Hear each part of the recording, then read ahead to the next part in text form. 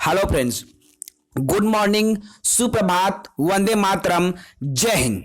साथियों, अभी तक हमने इकाई 1 का वीडियो ऑलरेडी अपलोड कर दिया है। हम पर्यावरण अध्ययन के शिक्षण शास्त्र को लेकर चल रहे हैं। साथियों, जो इकाई 1 है हमने अभी कंप्लीट कर दिया है।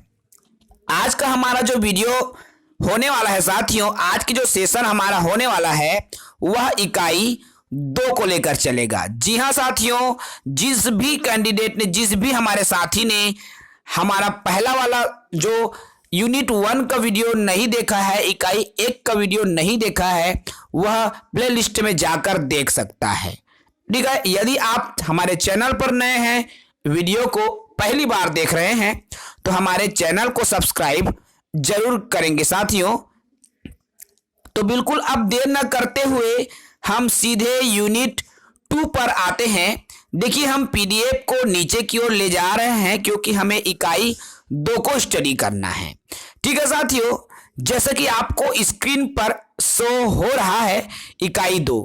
साथियों, ये जो नोट्स है ईवीएस पर्यावरण अध्ययन का जो नोट्स है शिक्षण शास्त्र, सभी पूरे यूनिट को हमने समावेश किया हुआ है। यदि आपको पर्यावरण का ये नोट्स चाहिए तो आप सिर्फ 80 रुपए शुल्क देकर प्राप्त कर सकते हैं। तो चलिए बिल्कुल देर न करते हुए हम सीधे वीडियो पर आते हैं। देखिए, आज का हमारा जो यूनिट है यूनिट 2 है, इकाई 2। इसमें पर्यावरण के बारे में बच्चों की क्या समझ है, अर्थात बच्चे पर्यावरण को लेकर क्या सोचते हैं, क्या समझते हैं, उनकी क्या विचारधाराएं हैं, ये हम इस टॉपिक में पढ़ने वाले हैं। तो सबसे पहले हम बात करें साथियों, तो बच्चे की जो समझ, ठीक है, बच्चे की समझ पर्यावरण के प्रति कैसी होती है। तो उसके लिए देखिए, पर्यावरण की समझ के लिए क्या क्या जरूरी है। एक बालक को पर्यावरण की बेहतर समझ बने, इसके लिए बालकों में रुचि लाना है, बालकों में इंटरेस्ट लाना है। और बालकों में इंटरेस्ट आएगा कैसे, तो कुछ बिंदुएं हमने रखने का प्रयास किया है जिसका उपयोग करके आप बालकों में इंटरेस्ट लाओगे। तो देखिए, एक तो है जिज्ञासा हो। ठीक है, बालकों में जिज्ञासा होना बहुत क्या है, जरूरी है।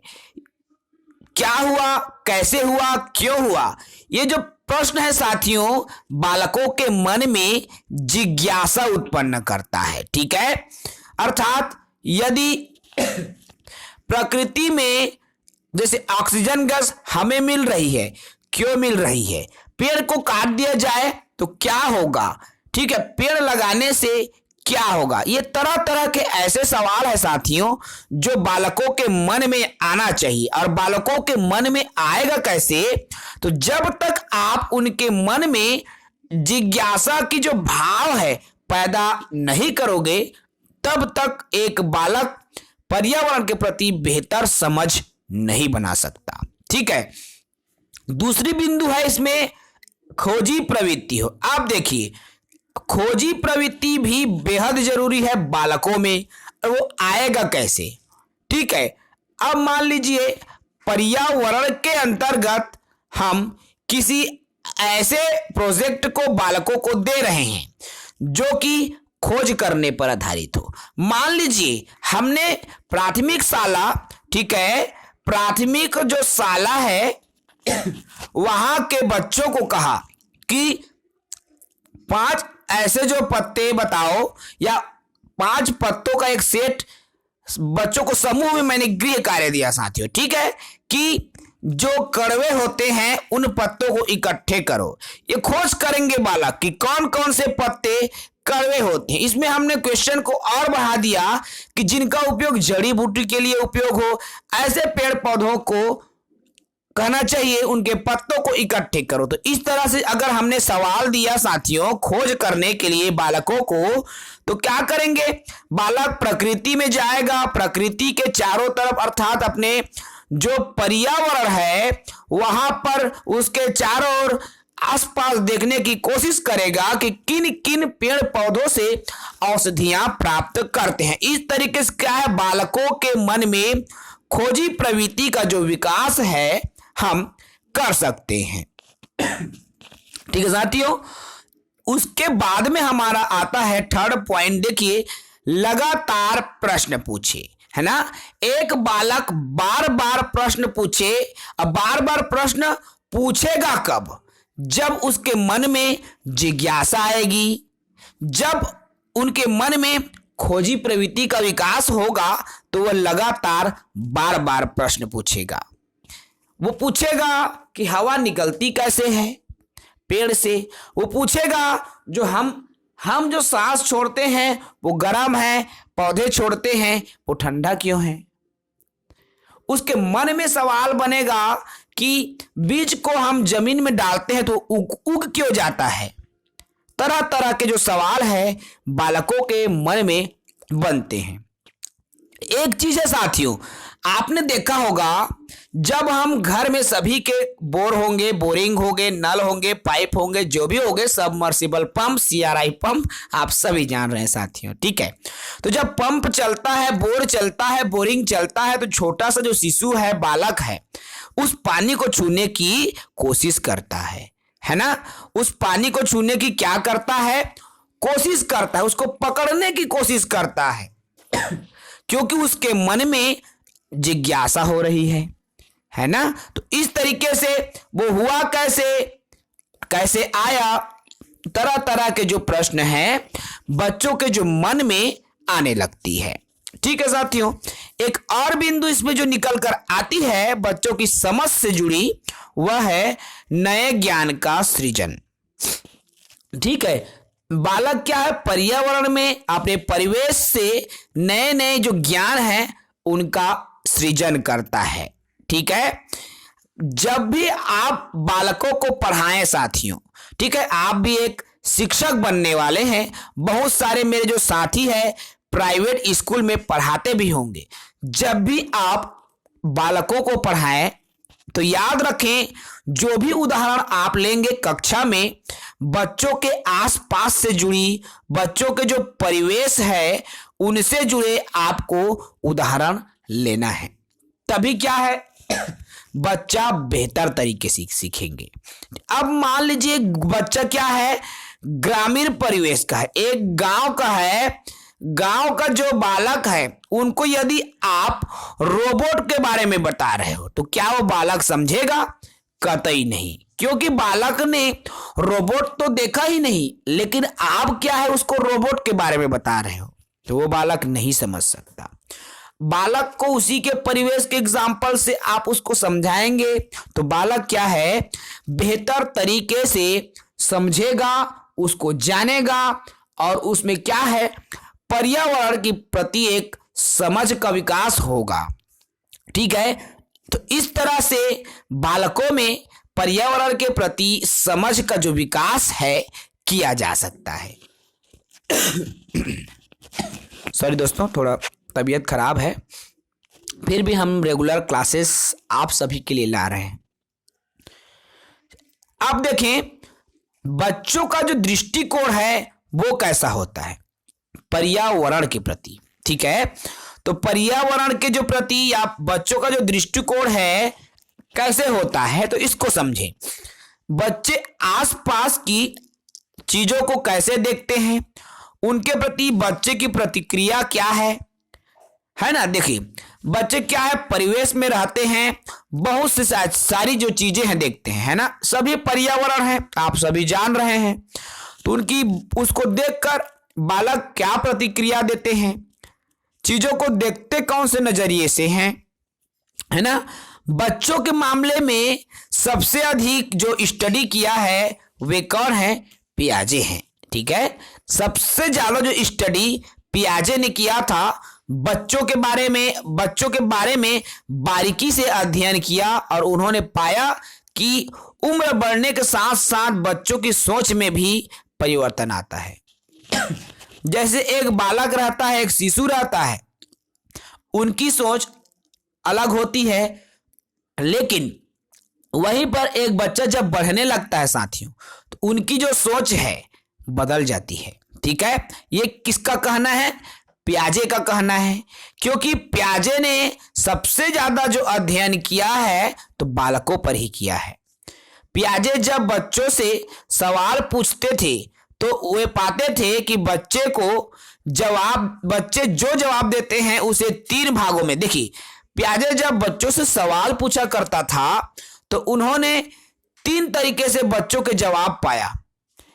कौन कौन से तरीके से जवाब बालकों द्वारा दिया जाता था उनकी भी हमने की पॉइंट्स किया हुआ है। देखिए, जब पियाजे द्वारा बालकों से सवाल पूछा जाता था कि बालक सोचते कैसे, उनके बारे में पूरा जब सवाल पूछा था तो 3 तरीके से उनका जो जवाब मिलता था बालकों को। क्या? एक तो पूरी तरीके से मानव निर्मित, अर्थात बालक मानव निर्मित चीजों के बारे में बताते थे। एक तो मानव निर्मित और प्राकृतिक दोनों के मिश्रण के बारे में बताते थे, और एकदम एक प्राकृतिक, अर्थात 3 तरीके के ही जवाब बालकों द्वारा जो पियाजे हैं उनको प्राप्त होता था। ठीक है, इसीलिए बच्चों के जो जवाब है उसको 3 भागों में विभाजित किया गया है पियाजे के द्वारा। ठीक है साथियों, इस तरीके से क्या है, बालक या बच्चे जो है एक दृष्टिकोण स्थापित करते हैं पर्यावरण के प्रति। ठीक है साथियों, ये समझ में आ गया होगा। अब हम इसमें आए, एक 7 या 8 वर्ष के जो बालक है उसकी क्या समझ होती है। ठीक है, 7 वर्ष या 8 वर्ष के बालक से तात्पर्य है जो कि पहली या दूसरी में पढ़ता है। ठीक है, 7 वर्ष या 8 वर्ष के जो बालक है उनकी पर्यावरण के प्रति क्या समझ बनी है, क्या समझ वो रखते हैं। ठीक है, तो देखिए, एक 7-8 साल की जो बच्ची है पर्यावरण के बारे में क्या और कितना जानती है, अर्थात बच्चों की समझ व नजरिया क्या है वास्तव में। देखिए, एक 7 या 8 साल के बालक जो कि विद्यालय में पहली बार आते हैं वो कितना जानते हैं पर्यावरण के बारे में। तो साथियों, एक बालक जो कि 6 वर्ष की उम्र तक अपने घर में ही प्रथम पाठशाला जहां कहते हैं परिवार, है ना, तो वहीं पर क्या है वो खेलते हैं, कूदते हैं, समाज में वो उठते बैठते हैं, दौड़ते हैं, दोस्तों के साथ खेलते हैं, तो वो पर्यावरण के ही साथ खेल रहे हैं। वे भी तो भाई सामाजिक पर्यावरण के अंतर्गत आते हैं ना। तो क्या है, बालक क्या है, पर्यावरण के बारे में बहुत कुछ जान रहे हैं। उनकी बच्चों की जो समझ है, उनकी जो नजरिया है, सभी अलग अलग है ना। बच्चे की जो नजरिया है, उनकी सोच है पर्यावरण को लेकर बिल्कुल अलग है। अब वास्तव में बच्चा बहुत कुछ जानती है। अब वो क्या क्या जानते हैं पर्यावरण के बारे में, तो देखिए, जो कक्षा में पहली बार जो आता है, पहली या दूसरी कक्षा में, उन बच्चों को पशु पक्षियों के नाम याद रहता है। आप देखेंगे 5 साल के बालक से आप जब पूछेंगे कि ये क्या है बेटा, वो बताएगा कि यह गाय, यह बछरू, यह लोलोए, यह कुकुर है ना। तो इस तरीके से क्या है, उसको सब चीज पता है। यह मुर्गी है वो नहीं बोलेगा, हम छत्तीसगढ़ से हैं, ये कोको है, यह कुकरी है, यह बिलाई है। इस तरीके से क्या है, पशु पक्षी के जो नाम है एक 7-8 साल का जो बालक है, बालिका है, उनको पता रहता है। ठीक है, रिश्ते नातों के बारे में उनको पता है। 6 वर्ष का बालक जानता है कि ये मोर दादी है, यह मोर दादा है, यह मोर नाना है, यह मोर नानी है, यह मोर मामा है, मोर मामी है, चाचा है, मोर चाची है, यह मोर भैया है और यह मोर दीदी है। मतलब उसको रिश्ते नाते के बारे में भी पता है। जो 7 वर्ष और 8 वर्ष का जो बालक है उनको रिश्ते नाते के बारे में पता है। ठंड व गर्म चीज उनको पता है कि कौन सी चीजें ठंड लगती है, कौन सी चीजें गर्म लगती है। ठीक है, इसीलिए आप देखेंगे साथियों, जब बर्फ बिकने आता है, बेचाने आते हैं आपके गांव में, तो बच्चा जान जाता है ये ठंडी चीजें मुझे खानी है ना। उसको ठंड या गर्म की भी पहचान रहती है पहले से। रंगों के बारे में वो पहले से जानते हैं, उनको पता रहता है कि ये लाल कलर है, यह नीला कलर है, यह पिवरा कलर है ना, यह गुलाबी कलर है। तो उन्हें सब कुछ क्या है, एक जो बालक है उनको रंग के बारे में पता रहता है। यातायात के साधन, तो इसके बारे में भी एक बालक जानता है कि यह बाइक है, यह ट्रैक्टर है, यह फटफटी है, यह ऑटो है, यह टैक्सी है, यह स्कूटर है, यह ट्रक है ना। उनके यातायात के जो भी साधन है साथियों, उनके बारे में भी 7 या 8 वर्ष के जो बालक है, वो स्कूल नहीं भी जा रहा है तब भी उन चीजों के बारे में जानता है। ठीक है, फसलें कहाँ उगती है उसको पता है। एक 6 साल के जो बालक है उसको पता है कि खेती किसानी खेत में होती है। हमार बियारा माँ, हमार कोला माँ, हमार बारी माँ कुंदरू, करेला, मखना, लौकी, डोरका सब होते। वो छोटे से जो बालक है उसको पता रहता है साथियों कि जो फसल है उगती कहाँ है ना। इसके अलावा देखिए आस पड़ोस के बारे में भी उनको पता है। एक छोटे से बालक को पूछोगे आप कि इसका घर कहाँ है, वो छोटा सा बालक आपकी उंगली को पकड़ के ले जाएगा उसके घर। अड़ोस पड़ोस के आसपास के 2-4 घर के बारे में बालक को भी पता रहती है ना। खिलौने कहाँ मिलता है उसको पता है।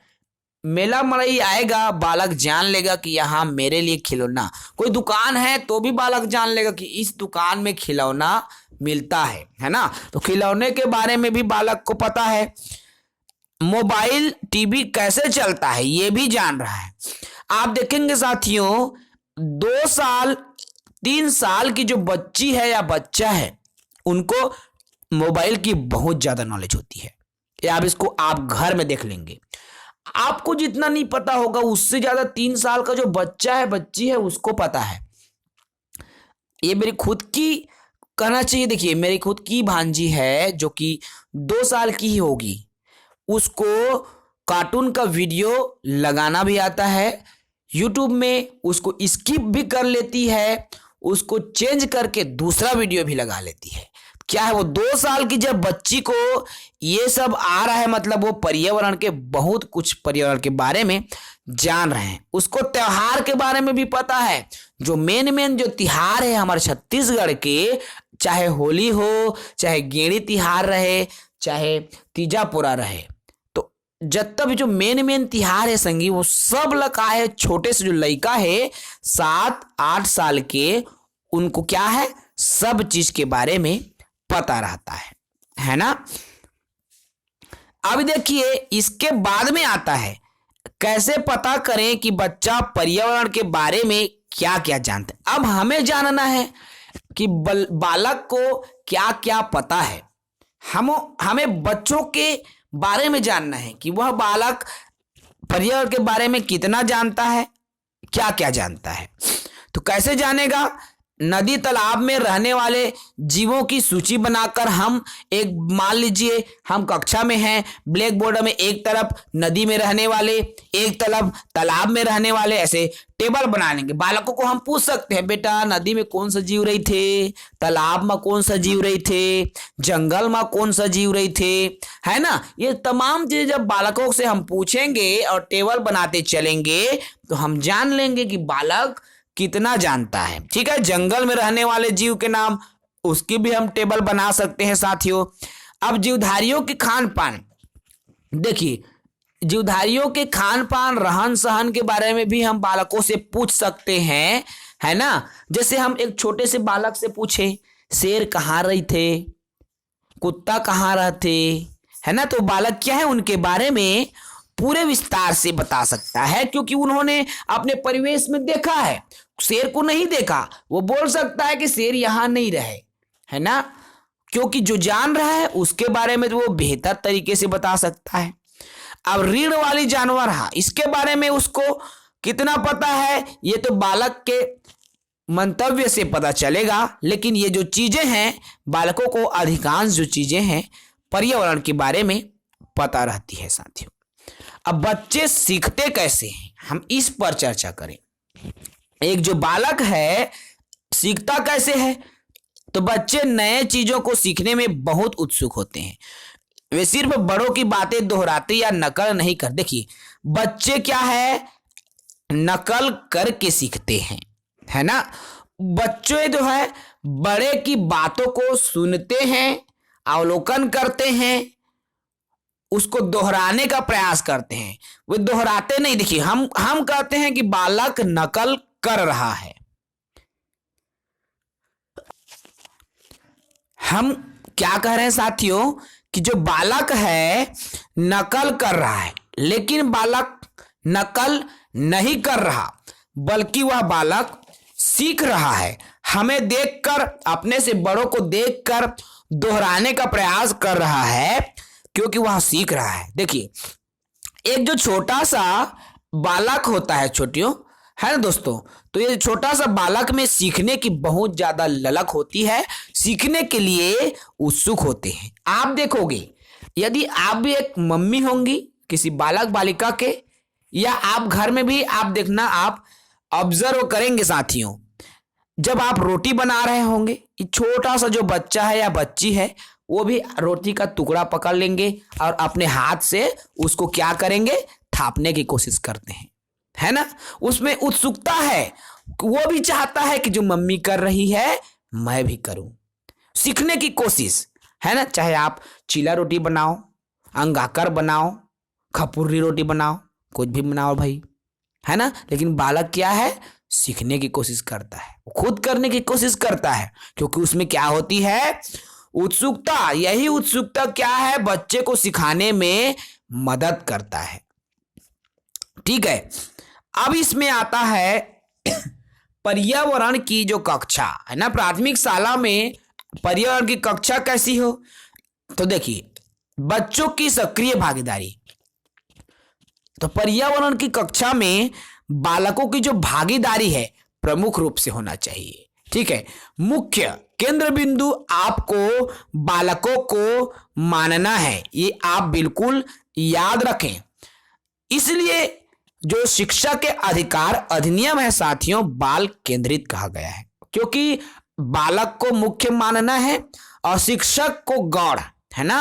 अर्थात बालक को ही केंद्र बिंदु मान करके आपको सिखाना है। पर्यावरण के बारे में यदि आप बता रहे हो तो सक्रिय जो सीखने वाला, सक्रिय जो भागीदार है बालक होना चाहिए। इस बात का आप हमेशा ध्यान रखें। शिक्षक की भूमिका हमेशा सहयोगी, मार्गदर्शक, सुविधा दाता की होनी चाहिए। यहां से क्वेश्चन आपका बना हुआ है बाल विकास में। शिक्षक क्या है, एक सहयोगी, मार्गदर्शक, सुविधादाता, ये तीनों में से कोई भी शब्द आपका ऑप्शन के रूप में एग्जाम में पूछ सकते हैं। सुविधादाता जिसे फैसिलिटेटर भी बोलते हैं। ठीक है, तो यहां से क्वेश्चन बना हुआ है, एक बिंदु निकल कर आता है। तो शिक्षक जानता है कि बच्चा कोरी स्लेट नहीं होता। देखिए शिक्षक जान रहा है साथियों, हम जान रहे हैं कि बालक कभी भी कोरी स्लेट नहीं होता, कोरा कागज नहीं होता, क्योंकि विद्यालय में आने से पहले ही जो बालक है पर्यावरण के बारे में बहुत कुछ जानता है। कभी हम उसको जीरो नहीं बोल सकते, क्योंकि उसको बहुत कुछ पर्यावरण के बारे में आता है। अब रचनावाद होता क्या है, बहुत ही इंपॉर्टेंट बिंदु, रचनावाद। तो देखिए किसी अवधारणा को समझाने के लिए विभिन्न प्रकार की गतिविधियों का उपयोग करके एक समझ निर्मित करना ही रचनावाद कहलाता है। ठीक है साथियों, रचनावाद अर्थात कोई भी टॉपिक को यदि हम बता रहे हैं तो उसको भिन्न भिन्न जब उदाहरण देके भिन्न भिन्न तरीके से जब हम उसको बताते हैं तो वही क्या कहलाता है, हमारा रचनावाद कहलाता है। जैसे मान लीजिए हमें 8 जोड़ना सिखाना है, रचनावाद की हम बात कर रहे हैं, हमें 8 सिखाना है, तो हम 5 धन 3 भी सिखा सकते हैं, 4 धन 4 भी सिखा रहे हैं, 3 धन 5 भी सिखा सकते हैं, 6 धन 2 भी सिखा सकते हैं और 7 धन एक भी आप सिखा सकते हो। ठीक है, ये आर्ट सिखा रहे हैं ना, हमारा जो सिखाना क्या है, आर्ट के बारे में सिखाना है, तो इसको हम कई तरीके से सिखा रहे हैं। तो यही तरीका हमारा क्या कहलाता है साथियों, तो यही जो तरीका है रचनावाद कहलाता है। ठीक है, अब देखिए इसी रचनावाद के अंतर्गत एक शब्द आता है, दो शब्द हम रचनावाद में आते हैं, एक तो है स्कीम और एक स्कीमा। यहां से भी आपका क्वेश्चन बनता है साथियों। अब स्कीम और स्कीमा, तो सबसे पहले हम चर्चा करें स्कीम होता क्या है। तो किसी अवधारणा को भिन्न भिन्न स्थिति में लागू करना स्कीम है। ठीक है, देखिए कोई भी अवधारणा है, ठीक है, यदि किसी भी अवधारणा को बालकों को हम सिखा रहे हैं तो उनको अनेकों तरीके से, भिन्न भिन्न तरीके से जब हम उस अवधारणा को, हम उस प्रकरण को बालकों को सिखाते हैं तो वही हमारा स्कीम कहलाता है। जैसे बालकों को हमने बताया कि फूल का रंग लाल है, लेकिन जब नीला फूल देखता है तो बालक उसको फूल नहीं समझे। हम देखिए यहां हम फूल की अवधारणा बता रहे हैं, तो यहां रंग बताएंगे कि लाल भी होगा, नीला भी होगा, पीला भी होगा, हरा भी होगा, गुलाबी भी होगा, अर्थात फूल की जो अवधारणा है वो हम क्लियर करवा रहे हैं। तो यही हमारा स्कीम कहलाता है। ठीक है साथियों, उसके बाद में हमारा अगला आता है स्कीमा। अब स्कीमा होता क्या है, किसी अवधारणा का स्कीमा उस अवधारणा व उसके गुणों और अन्य अवधारणाओं के साथ उसके संबंध को लेकर किसी व्यक्ति के समझ की रेखाचित्र प्रस्तुति को स्कीमा कहते हैं। समझ नहीं आया, एक बार और समझिए। अब इसको मैं डिटेल से अपनी भाषा में मैं समझा रहा हूं। ठीक है, देखिए कोई अवधारणा जब बालकों को सिखाना है तो जब उनके गुण अन्य अवधारणाओं के साथ उनका जो संबंध, ठीक है, उन्हीं की जो रेखाचित्र प्रस्तुति को हम क्या कहेंगे, स्कीमा कहेंगे। अर्थात व्यक्ति की समझ बढ़ने पर ही स्कीमा भी बदल जाते हैं। जैसे बिल्ली की समझ, देखिए मान लीजिए एक बालक बिल्ली को पहली बार देखा तो सिर्फ वो यही जानेगा कि बिल्ली के 4 पैर हैं। अब जब बिल्ली के जगह में शेर रखा जाएगा, उसके सामने शेर आ गया तो भी क्या है, बालक उसे भी बिल्ली समझेगा, क्योंकि बिल्ली की अवधारणा है, बिल्ली की जो स्कीमा है बालकों में विकसित नहीं हुआ है। अब जब पहली बार बिल्ली को देखा तो उन्होंने जाना कि बिल्ली के 4 पैर होते हैं। दूसरी बार जब उन्होंने देखा तो जाना कि बिल्ली मांस खाती है, दूध पीती है, उनके मूंछ होते हैं, वो सफेद होती है। इस तरह से क्या है, उनके दिमाग में जो नए नए अवधारणा है जुड़ता गया और एक बिल्ली की अवधारणा उसके दिमाग में फिट बैठ गई। तो यही चीजें क्या कहलाएगा साथियों, स्कीमा कहलाएगा। अर्थात पहली बार में केवल 4 पैर जाना, दूसरी बार में कुछ और जाना बिल्ली के बारे में, तीसरी बार में कुछ और जाना, बार बार जो रेखाचित्र बन रहा है उसके दिमाग में, उसी रेखाचित्र की जो प्रस्तुति है स्कीमा कहलाता है। ठीक है साथियों, अब उसके बाद आता है शिक्षक की क्या भूमिका होगी। पर्यावरण की जो कक्षा है उसमें शिक्षक की भूमिका, चुनौतियों का सामना करने योग्य। देखिए अनेक तरह के बालक कक्षा में होंगे, अनेक तरह के सवाल कक्षा में होंगे, उनकी जिज्ञासाएं भी अलग अलग होगी। यह एक शिक्षक की सबसे बड़ी चुनौती है कि बालकों के जिज्ञासाओं को शांत करे। कभी भी एक शिक्षक को डांट कर उनके प्रश्न पूछने को दबाना नहीं चाहिए साथियों। यदि बालक में जिज्ञासा है तो आप उसका जवाब दीजिए, न कि उसे डांटिए। कतई यदि आपने उसको डांटा तो बच्चे की जो प्रतिभा है छिप जाएगी, बच्चे डर के माहौल में अपनी बातों को नहीं रख पाएंगे और क्या है, वह आगे चल करके उनके व्यवहार बदलने लगेगा। इसलिए बच्चों के विचारों को, बच्चों के जो भावनाएं हैं, उनका उत्सुकता, उनकी जिज्ञासा है, उनको एक शिक्षक को सम्मान करना चाहिए। ठीक है, ये शिक्षक की भूमिका होनी चाहिए। उनके अनुभवों को बालक को कहने का अवसर दें। बालक से पूछें कि बेटा अपन आसपास के बारे में बता, सामने आकर बोलने का अवसर दें। उनकी जिज्ञासाएं हैं तो उनकी जिज्ञासा को शांत करने का प्रयास करें। उनके हर सवालों के जवाब आप देने की कोशिश करें। उनको बोलने का अवसर दें। कक्षा में एक मार्गदर्शक के रूप में उनका सही मार्गदर्शन करें। उनको डांटे नहीं, उनको फटकारे नहीं, तभी क्या है, एक बालक बेहतर तरीके से सीख पाएगा। तो इस तरीके से एक शिक्षक की भूमिका पर्यावरण की कक्षा में होनी चाहिए। अब बच्चों की आवाज और अनुभव, तो बच्चे अपने आसपास के चीजों, उनके घटनाओं को बारीकी से देखते हैं। ठीक है, बालक के आसपास, घर के आसपास में जो घटना घटती है उनको बहुत ही बारीकी से देखते हैं, उसको सुनते हैं। इसलिए बच्चों को बोलने का अवसर देना चाहिए ताकि बच्चे खुलकर बात कर सकें। ठीक है, एक शिक्षक को उनके बारे में जानने का भी अवसर मिलता है। ठीक है साथियों, उसके बाद में आता है सीखने। और देखिए, सीखने में समाज और वयस्क की क्या भूमिका होती है। तो क्या भूमिका है सीखने में समाज की और वयस्क जो लोग हैं उनकी। तो बच्चे कभी रट कर नहीं सीखते, बल्कि बच्चे सक्रिय होकर रचनावादी ढंग से सीखते हैं। देखिए, हम बच्चों को बोले कि इसको रट के या इसको याद करके या किसी भी तरीके से याद कर, तो कतई बच्चा नहीं सीखेगा।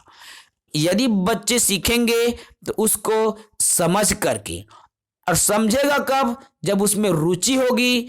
उसमें रुचि कब होगी, जब वो सक्रिय रूप से उसको सीखने का प्रयास करेगा। यही रचनावादी ढंग है। अर्थात बालकों को सिखाने के लिए एक शिक्षक को भिन्न भिन्न स्थितियों का प्रयोग, भिन्न भिन्न शिक्षण विधियों का प्रयोग करके जब सिखाएंगे तो वही तभी बालक क्या है, सीख पाएगा। और यही क्या कहलाता है, आपका रचनावाद भी कहलाता है। अर्थात बालकों को रचनावाद तरीके से सिखाना चाहिए, एक शिक्षक की भूमिका होती है। ठीक है, एक शिक्षक की ही नहीं, यह जो वयस्क भी की भूमिका है ना। यदि घर में माता पिता से बालक सवाल करता है, यदि आप माता पिता हो तो भी आप उनके सवालों के जवाब देने का प्रयास करें। उनको गुस्सा में डांटे नहीं। उनके हर जो सवाल है, हर उनकी जिज्ञासा है, उनको आप शांत करने का प्रयास करेंगे।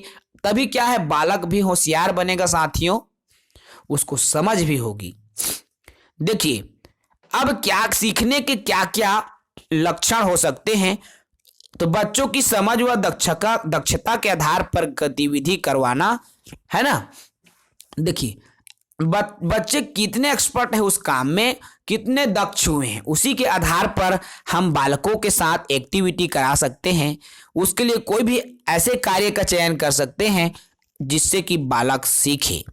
स्केप फोल्डिंग की तरह जो वयस्क है वह स्केप फोल्डिंग की तरह बालकों की मदद कर सकता है, सीखने में, खोजने में, छानबीन करने में। उनकी जिज्ञासाओं को, उनकी और जिज्ञासा है उनको बढ़ाने में भी वह मदद एक वयस्क जो है स्केप फोल्डिंग की तरह कर सकता है। बच्चों को स्वयं करने का भी अवसर देना चाहिए। यदि आप माता पिता हैं साथियों, जैसे बालक, मैंने अभी बताया है आपको कुछ देर पहले, यदि बालक रोटी बना रहा है आपके साथ, आप एक मम्मी हो, आप रोटी बना रहे हो, बालक बना रहा है, तो उसको डांटे नहीं, कोशिश करें, वो गोल गोल बनाएगा। वो देखिए, उसकी जिज्ञासा है, इसलिए क्या है, वो स्वयं करना चाहता है, उसको अवसर दे, वो करे। क्योंकि जब वो करेंगे वो काम, तो क्या है, बच्चों में अन्य कार्य में भी जिज्ञासा उत्पन्न होती है। तो इस तरीके से क्या है, वयस्क की भी भूमिका, समाज की भी भूमिका बालकों के सीखने में होती है। तो ये जो टॉपिक है साथियों, ज़्यादा बड़ा नहीं है, लेकिन यदि हम चाहते तो इसे 2 यूनिट अलग अलग पार्ट में रख सकते थे, लेकिन हमने एक ही यूनिट में रखने का प्रयास किया। वीडियो थोड़ा लंबा हो गया है साथियों, लेकिन इसके बिल्कुल भी ना करें। हम बिल्कुल आपकी भाषा में समझाने का प्रयास किए हैं। साथियों, यदि आप हमारी हैंड राइटिंग नोट्स खरीदना चाहते हैं तो आप खरीद सकते हैं। हमने लगातार आपको कांटेक्ट नंबर दिया हुआ है, उस नंबर पर आप कांटेक्ट करके हमारे जो नोट्स है उसको परचेस कर सकते हैं। इस वीडियो क्लासेस में इतना ही। अगले वीडियो में फिर एक नए यूनिट के साथ जुड़ेंगे। तब तक के लिए इजाज़त दीजिए। जय हिंद।